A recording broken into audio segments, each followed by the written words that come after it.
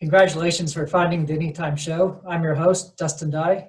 My special guest today is winner of MasterChef Season 4 and cookbook author Luca Manfè. Thank you for being here, Luca.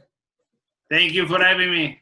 It's a pleasure. I understand you just moved. Is this another one of your tiny houses? No, we are done with tiny home living. I mean, it's still small for many people, probably it's around 900 square feet. But no, tiny home, it was a great experience. We did it for almost 4 years.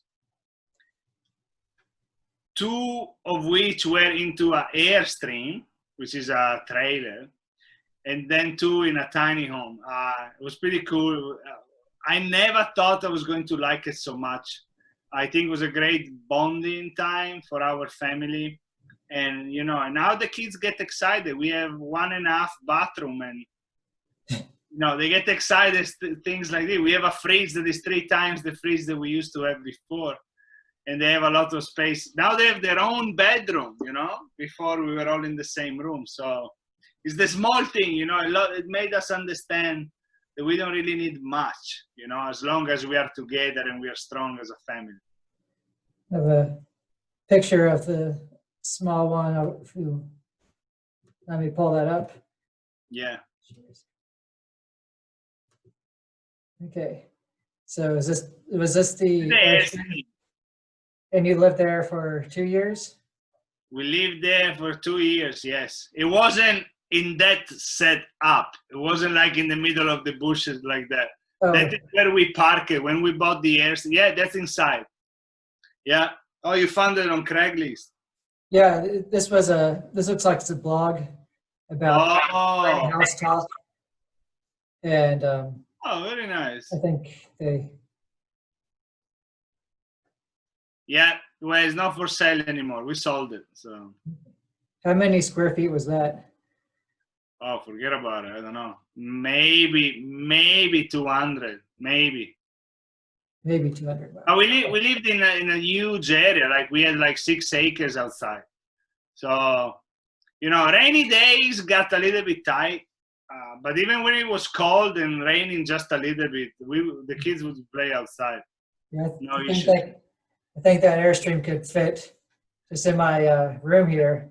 Yes. So, you know, for my catering, it's called Dinner with Luca. I go and cook in people's home. It's like a private chef service. And I say it all the time, you know, most of the kitchens I cooked in were bigger than the tiny home. It's like, you know, I can pull it in. If you take down this wall, I can park my tiny home in here. Yeah, I would show you around my villa, but I hurt my leg, and so it hurts to walk. So beautiful villa. Looks like you're in Tuscany. Thanks. I am. And I have your other home. Yeah, that's the tiny home. Yep, that's the tiny home. We actually sold it to somebody who left it right where we used to live. So it was a tiny home community in Fort Worth. And there was like 6 or 7 other tiny homes, and the people who bought the home stayed and live in the same place. We loved it. But it was time, you know. Now we moved. Also, we left completely Texas. Now we're in Pennsylvania. It's close to family, but was as I said, it was a great experience. But it was time to move on after 4 years. You know, things get very tight. Is that the whole house right there? Yeah, that's basically the whole house. Yeah, it was. Yep, that's the inside. The house was like 28 feet per 9. 8 by 9. So. Yeah, 10 feet tall. But again, in this location here, we have like more than 10 acres where it was like not 10 acres. It wasn't like a prairie. It was just like field. But it was like, you know, woods. So the kids could go. We would go and look for, you know, deer or raccoons. Oh. Lots of snakes. We become very, very knowledgeable of what snakes are, you know, good and safe, and what you need to stay away from it. Also, there's lots of places where the kids could ride their bicycle. It was great, but here, family first always. So now we are like 10 minutes from grandma. My sister-in-laws live close by, and we have cousins. And also, we lived in New York for a long time. I lived in New York for 10 years, so I'm just an hour and a half from Manhattan now. I can go back and see my friends. New York is my second home, so I'm happy. Imagine after New York, even a tiny house would feel like a bit of space. Exactly. See, places, apartments in New York are very small too. Just is the vibe of New York that you can't find anywhere. True. So are you a minimalist, or what made you want to live in it? Like I don't really like, titles or names like that. We started this journey principally for money reasons.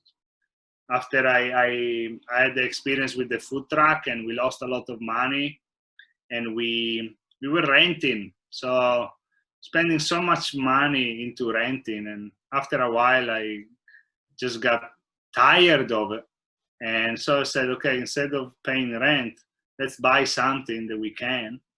And also, we didn't buy a house because we had no idea where we're going to be in a couple of years exactly. Like 4 years ago, we did the Houston, and then Dallas, and then now I'm in Pennsylvania. So I'm glad we actually didn't buy a house. I'm glad we bought a tiny home. We cut our expenses incredibly because we were only paying for the land where we were staying, and land, for rent is cheap.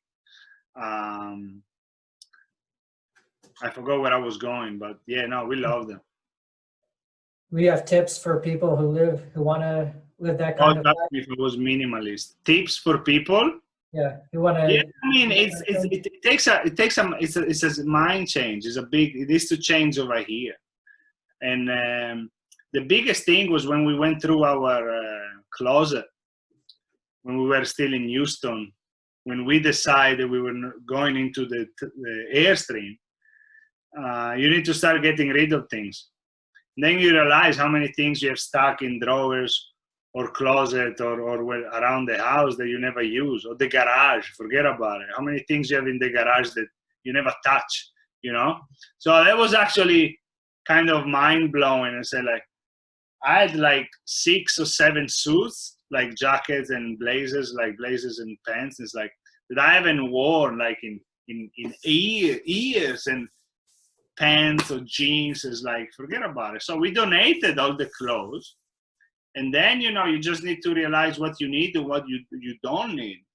And honestly, if I have an advice for people who are thinking about it, is like, financially it really puts you in a different perspective, because you're not gonna spend rent anymore, right? Also, you need to find a good deal where you're going to park. But you get this feeling with the space that is around you, not just in the house, but outside, because obviously you're going to spend a lot of time outside because inside is small. And because of regulation with the city, it's not that you can park this in any downtown. So it needs to be outside city limits. And so you are in the middle of nature, depending where you live, right? So if somebody is into it and is already thinking about it, just do a little bit of research to understand exactly what to expect, which you're never going to know exactly until you try it. But, if you're already thinking about it, I would say just go for it, because it's mind blowing. Awesome. I really wish my wife wanted to do it after we won the show. She said, let's take the money, buy a tiny home, go somewhere else when the life is cheaper and the weather is better. And back then I wanted to be the cool shot in New York City and stay here and open my restaurant. And then, I wish we did. Obviously you can't go back, it's a learning curve, but it was great. Yeah, it sounds awesome. So since it's 5 o'clock, cheers. Cheers. I just have a cup of water, but cheers anyway. Don't say that. Say it's wine. I have a cup of vodka. So you just mentioned the show. Let's go back in time and talk about your journey to becoming a chef. What made you want to put yourself out there and made you think that you had what it takes to be on a MasterChef cooking competition? So I always make the distinction that we're not really chefs, right? Because MasterChef is for amateurs, and none of the people who go into the show worked in a restaurant before. So what made me decide to go and do the show is just I like the idea to be on TV, honestly. I like the idea of the money prize. But to me, it was kind of a way, okay, let me try to get out of the life I am in right now because I got tired of it. And it was mostly, I was managing restaurants and I was tired to manage restaurants for other people, but I didn't have the funds, the money to open my own business. And honestly, I didn't even have the experience or the knowledge necessary to do that. But I didn't know that back then. I thought I could. But now I realized there was no way. So I went to do the show. Actually, I tried the year before. I tried at Food Network Next Star. And I remember I went to do the audition, and they ask you questions like, why do you want to be Food Network Next Star? And I look at the person that was interviewing me, and I said, like, I thought about it for a second. And I said, I don't really want to be the Food Network Next Star. I said, I'm going to go, right?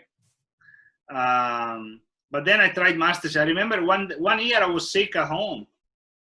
And there was a marathon of MasterChef. So I watched all the season. It was like only 2 seasons back then. So it was fast. Or maybe I saw season 2. And then MasterChef, and then Gordon Ramsay says, if you think you have what it takes to be the next MasterChef, go to masterchefcasting.com, right? And then what I did. And I remember when I applied and I answered those questions, I was very fired up. They ask you questions, I don't know, that you can relate to, and I was writing a lot. And then I went to do the audition, but, honestly, you don't really know what to expect. You're going to go for it. Do you know you're going to get picked? Like, now looking back at how the casting process, I can see there's a lot of demographics, right? So I got there dressed in a black, like Men in Black suit, right? Black tie, black and white shirt, and I was tall, good looking, right? With a good accent. So good looking, I was joking. But yeah, so like, they picked me, and then every year you see that they pick like the single mother and the Indian and the black woman and I don't know, the Italian American or somebody who has a very hard life, and then they narrow down and really only the best really survive. But that's what it was. It was like, okay, let me go and try and see what's up. Now you tried for season 3 first, right? I tried for season 3. Yeah, and then they broke my heart, and then I went back home. And when I got eliminated, when they didn't give me the apron, and Ramsay said like you can come back next year and try again, I was like, yeah, you say that to everybody. I never in a million years thought that was gonna happen to me. Then I applied again, and I did the interview again, and it was like, oh, we remember you.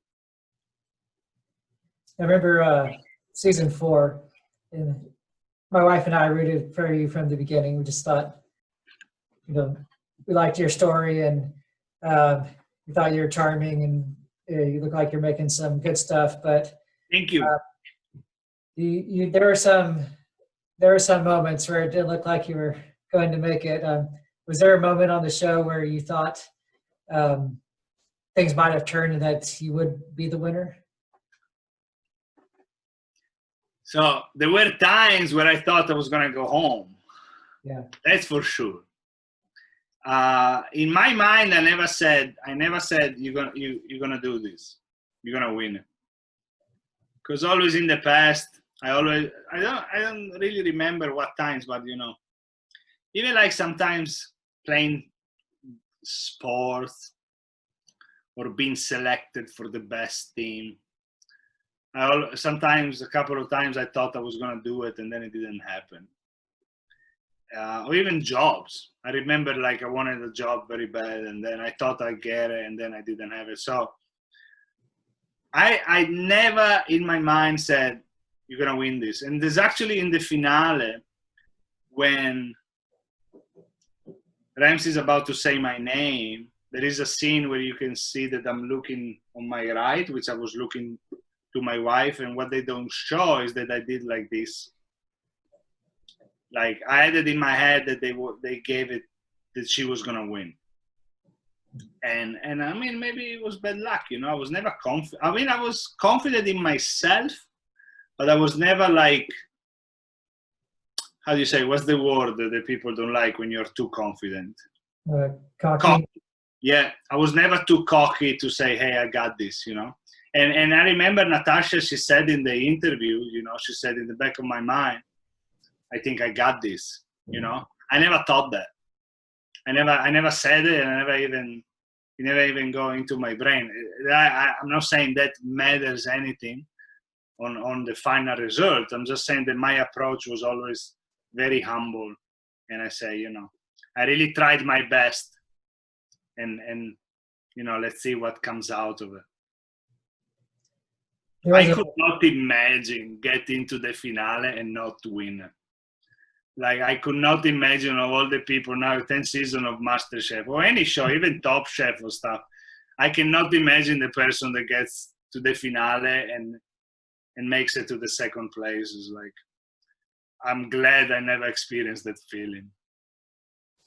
Well, I'm glad you won. And I thought you would win when they did you had to recreate a Vietnamese soup like that Gordon Ramsay had tasted once. And I was worried, like, oh no, this is going to send Luca home. And then you nailed it. And I was like, maybe that was when I was pretty sure that you had this in the bag. Yeah. So reality TV is not that real. You think that you and your what was that? Who says that? I think people who've been on reality TV felt like they haven't been that it was selectively edited, that it was edited in a way that didn't show them well. Or do you feel like you were portrayed? Did you never heard anybody who was portrayed very well on TV say that? No. No, not people who are portrayed well. People who are portrayed poorly usually say that they were that they're selective editing, or yeah, I think they say that because they're ashamed of themselves after they see themselves on TV. So you think that what we saw at home on MasterChef was pretty accurate? Nobody ever told us what to say and what to do. Okay. Never. So I think really that, you know, if somebody's portrayed as a villain, you know, it's hard to make that up, you know. And if somebody is, you know, portrayed as a mean, jealous person, I think that they gave them the opportunity to do that. Obviously, it's TV, and they're trying to build something that makes people stick in front of the screen. So the boring part, they're not going to go there, you know. But, you know, you never see me argue or fight with somebody, right? It was my priority. I'm not here to argue, to fight, or to make friends. I'm here just because I have one goal. So I honestly think that people that say that was portrayed wrong, it's like, well, how good they can be as editors to change somebody's personality. They didn't put words in their mouth, you know. They didn't take a voice and put them in their face and made it sound like that. So is Gordon Ramsay just like that too, or is he putting on a character to be entertaining? Or that's different, you know. He's the host. So, He's the host, and sorry, go ahead. yeah, go on with he was the host and. No, he owns the show. He's the executive producer, and he's the executive producer, and he owns the production company of any show is in. So, how much is he putting on a character? Well, again, he's doing a TV show. He's an actor, right? Like if in Hell's Kitchen is going to be nice to everybody and say, "Don't worry, even if you messed it up, you're gonna be great." Instead of yelling at them, who's gonna watch the show? And you can see that how he's different in every show he does. Kitchen Nightmares, or Hell's Kitchen, or MasterChef, or to MasterChef Junior. And the thing is important to me that he's not the guy of Hell's Kitchen anymore. Maybe he used to be back in his days when he was running head on and a 3-star Michelin star. He had the reputation to be that guy. But now, he's at the top of his career. He doesn't work in the kitchens anymore. He's spending most of his time at home with his 1.5 years old son. He's more like the guy that you see on MasterChef Junior. Yeah. And behind the scene, you see his really real personality. He's funny. He's a very energetic personality. And he's extremely smart. He's a very, very hard worker. But when he's mad, he's mad. When he's mad, everybody in the studio is mad. No, he's mad, but as I say, he's a very not only energetic but also contagious personality. If he's in a great mood, everybody's in a great mood. If he's mad, everybody's quiet. That sounds cool.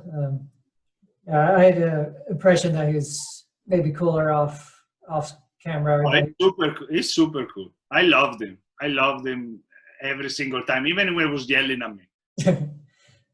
I think there was an episode of Hell's Kitchen where he was screaming, but then the camera kind of pulled way back, and you could see the diners in the background, and you see him, and then you see the kitchen. I thought that was when I thought, he's doing a character. And, I love all of his shows, but MasterChef's kind of my favorite. That's where he balances the kind of the screaming character and the nicer side. So what has life after MasterChef been? So it's been 7 years now. Now I'm home full time with my kids. My wife works. She's in sales. She can work from home. So now everybody's home. I homeschool the kids. We just started, but Luca, my older one, Luca is 6 years old. Valentino is 4.5. So the homeschooling is very easy right now. And I do my catering. Dinner with Luca, where I go and cook in people's home. Usually 4 or 5 courses. Very fancy. It's like restaurant-style dishes.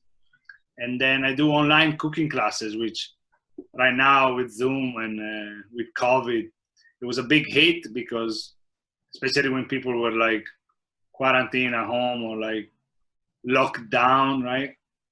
So we had a good run. Now I've been 1 month that I don't do my cooking classes where I host them from, and I advertise on my social media channels, but I've been doing privately, and companies hire me to, either as a team building, right, for their employees, or they give it as a gift to customers, so to clients, right?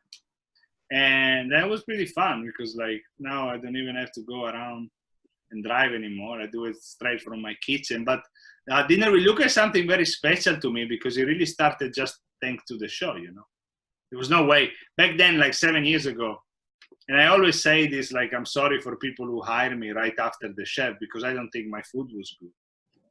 But that's just what, the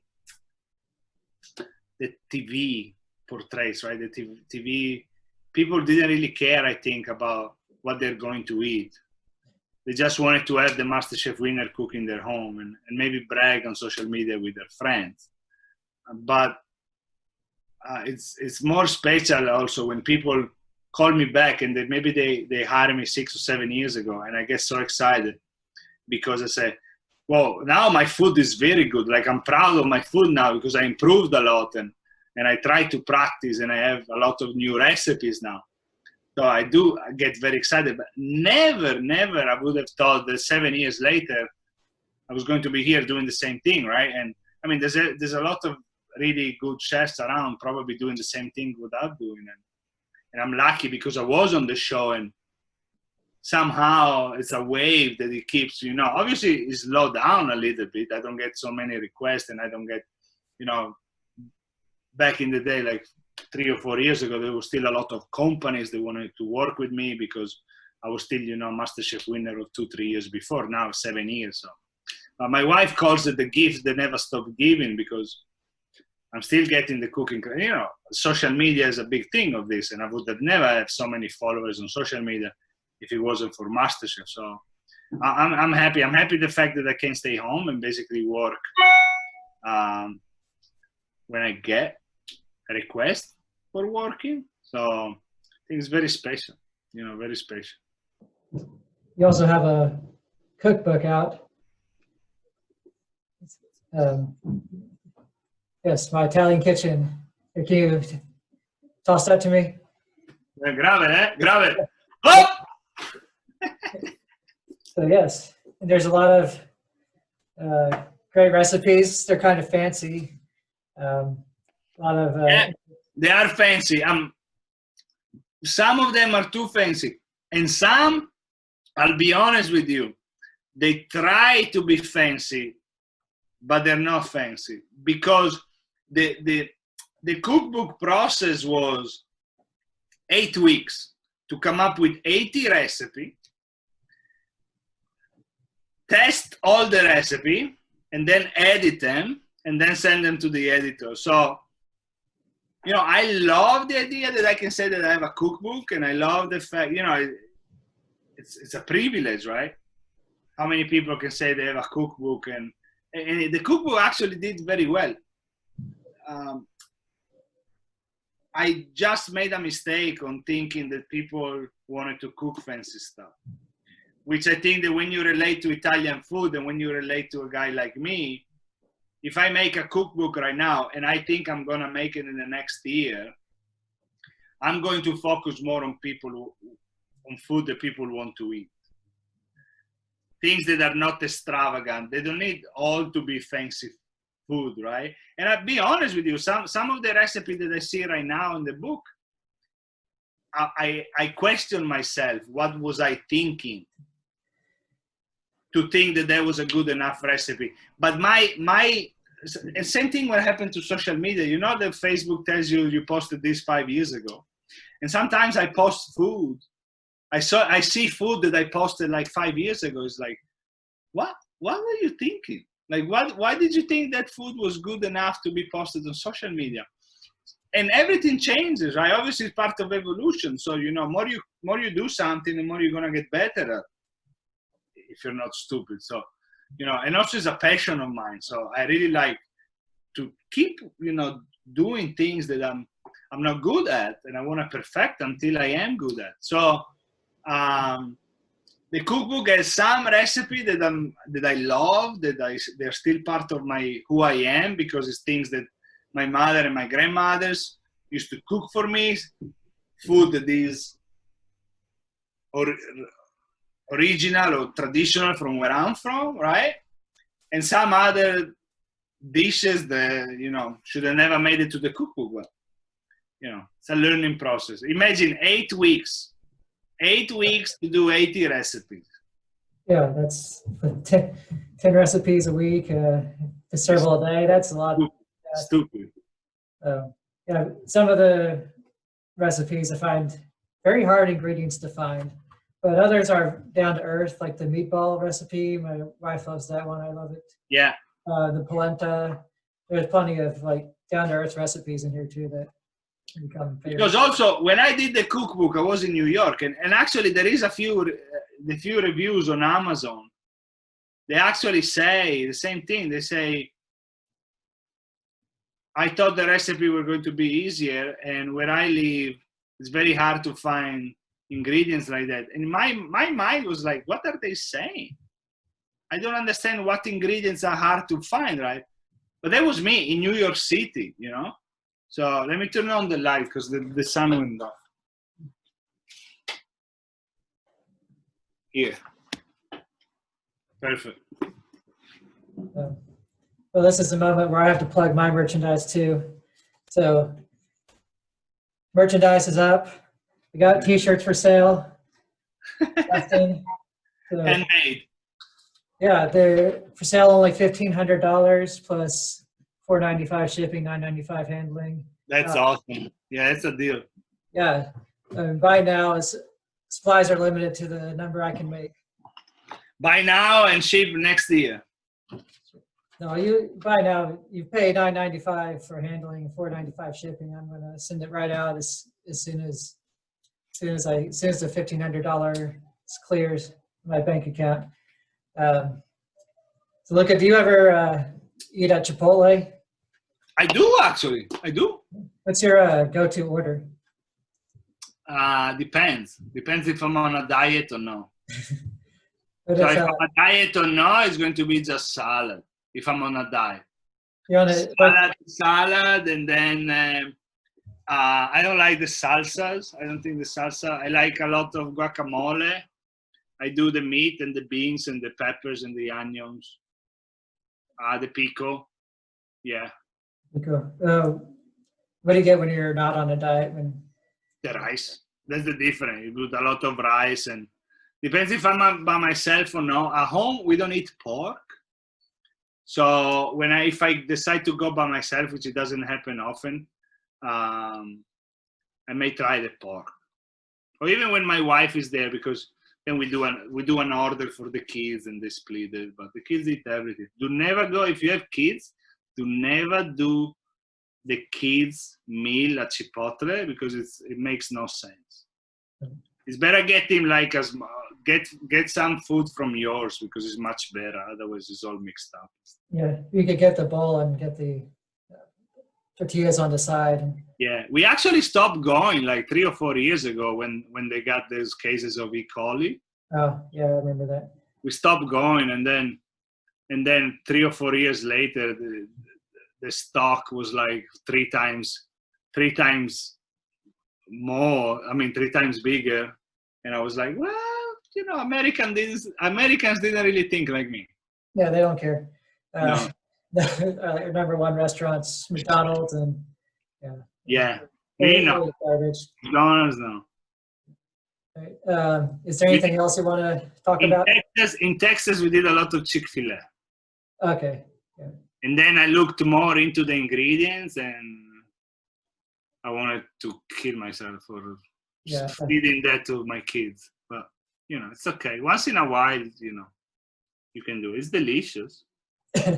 Yeah. But, is there anything else you want to talk about? No.